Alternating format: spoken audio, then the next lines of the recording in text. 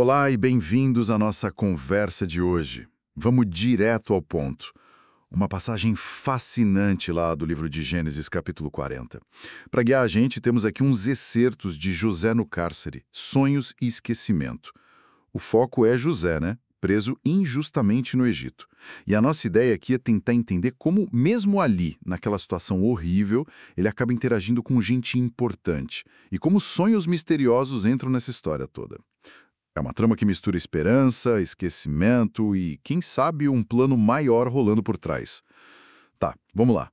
Como que alguém sem liberdade vai parar decifrando o sonho da elite egípcia? É uma ótima pergunta para começar, né? O ponto de partida e o material que a gente analisou deixa isso claro, é que José, apesar de toda a injustiça da prisão, ele já tinha conquistado uma certa confiança lá dentro. Ele não era só mais um preso, sabe? Foi encarregado de cuidar de outros. E aí o cenário fica mais interessante. Ou talvez, como você disse, divinamente arranjado. Chegam dois novos presos. E não são quaisquer presos, o copeiro-chefe e o padeiro-chefe do faraó. Caíram em desgraça, ofenderam o rei de alguma forma. E a nossa fonte até destaca que o próprio chefe da guarda entregou eles para os cuidados específicos de José. Isso parece quase estratégico, né? Coloca o José em contato direto com o círculo do poder, mesmo na prisão. E nesse clima tenso todo, aparecem os sonhos. Numa noite só, tanto o copeiro quanto o padeiro têm sonhos que deixam eles, super abalados. O texto que a gente tem descreve a angústia deles no dia seguinte, sem entender nada. É aí que o José entra. Ele percebe que eles estão aflitos e, segundo o relato, ele fala algo chave. As interpretações não pertencem a Deus. Contem-me, por favor. Isso é muito importante, né? Ele, na hora, já tira o foco dele e coloca em Deus. Tipo, não sou eu, é Deus quem interpreta. Vamos para o primeiro sonho, então. O do copeiro-chefe. Ele conta que viu uma videira. Aí nela 3 ramos que, quase que magicamente brotaram, floresceram, deram uvas maduras. Aí ele espremia as uvas no copo do faraó e entregava para o rei. Uma imagem bem viva, né? Positiva parece, exato. E o que chama atenção, e o nosso material frisa bem isso, é a rapidez e a confiança da interpretação do José. Sem nem piscar, ele decifra. Os 3 ramos são 3 dias. Em exatos 3 dias, o faraó ia levantar a cabeça do copeiro, que nesse caso era uma expressão para dizer que ele ia ser reabilitado, sabe? Ia voltar para o cargo. Servir o faraó de novo. Como o texto aponta, é uma notícia incrível para o copeiro. Um alívio gigantesco, a promessa de voltar para a posição dele. Essa interpretação reforça muito a ideia do José como alguém conectado, né? Um canal para essa compreensão divina e mostra também uma habilidade incrível de ler símbolos de um jeito claro, direto. Uma mensagem de esperança total. Mas aí o clima muda completamente com o segundo sonho, né? O padeiro-chefe, talvez animado com a notícia boa do colega, resolve contar o dele também. Sonhou que carregava 3 cestos de pão branco na cabeça. No cesto de cima tinha umas comidas finas para o faraó, só que vinham uns pássaros e comiam direto do cesto. E a interpretação do José aí é, direta ao ponto, quase brutal na honestidade. Ele usa a mesma chave, 3 cestos, 3 dias. Só que o significado é sombrio. Em 3 dias o faraó também ia levantar a cabeça do padeiro, mas aqui a expressão significava execução. Ele ia ser enforcado. E as aves comeriam a carne dele. O material que a gente estudou até ressalta isso. Como ele entrega a verdade dura, sem tentar amenizar. Isso mostra uma integridade impressionante do José, né? Principalmente pensando que ele mesmo tá ali, vulnerável, preso. Ele podia ter tentado, dar uma resposta mais vaga, agradar. Mas não, ele escolhe ser fiel ao que ele acredita ser a mensagem de Deus. Essa lealdade à interpretação, seja boa ou ruim pra caramba, é um traço muito forte dele aqui. E se a gente conecta isso com a história toda do José, como o texto parece sugerir, a gente vê um padrão, né? De responsabilidade, de coragem, mesmo nas piores situações. Ele não parece usar esse dom para benefício próprio, imediato, para manipular.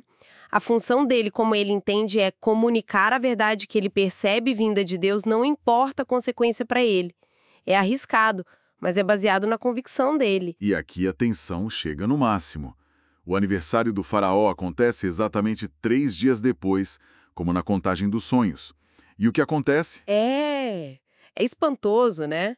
O faraó dá lá um banquete e nesse evento ele realmente levanta a cabeça dos 2 oficiais.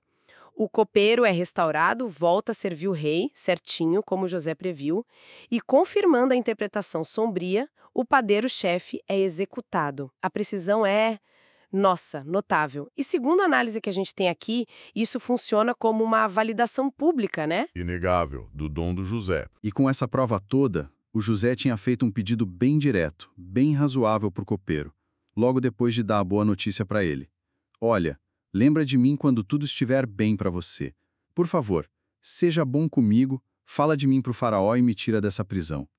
Parecia a jogada certa, né?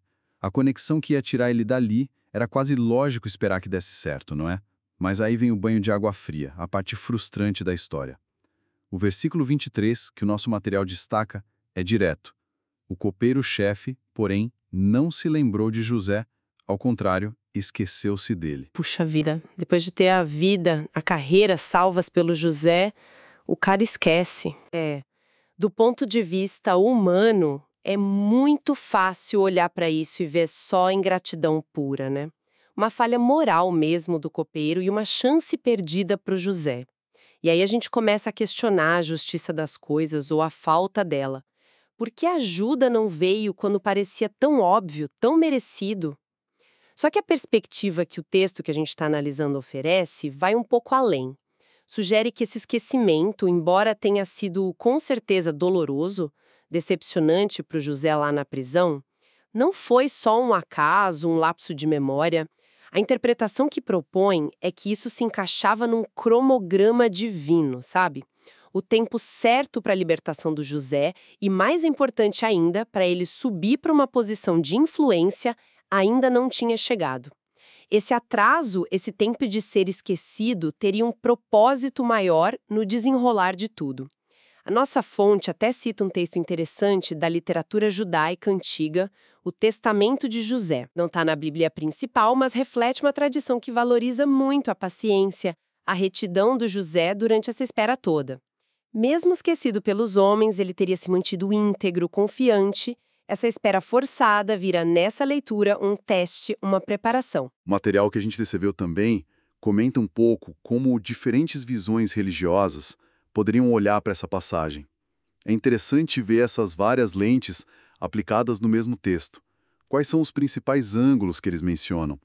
Fala-se de visões ligadas ao calvinismo, arminianismo, catolicismo, judaísmo e até espiritismo, cada um com uma ênfase diferente, em temas como, soberania de Deus, livre-arbítrio, como interpretar sonhos. Sim, o texto apresenta esses contrapontos de um jeito bem objetivo, tentando sempre basear a discussão no que a própria narrativa de Gênesis mostra, sabe? Sem forçar demais sistemas externos. Vamos ver uns exemplos. Por exemplo, em contraste com uma visão calvinista, que talvez visse tudo como rigidamente predestinado, o material sugere que Gênesis 40 mostra mais a soberania de Deus, agindo em momentos-chave, tipo colocando José no lugar certo, dando sonhos, garantindo que as previsões se cumprissem, mas sem necessariamente dizer que cada pensamento ou escolha ali foi determinado.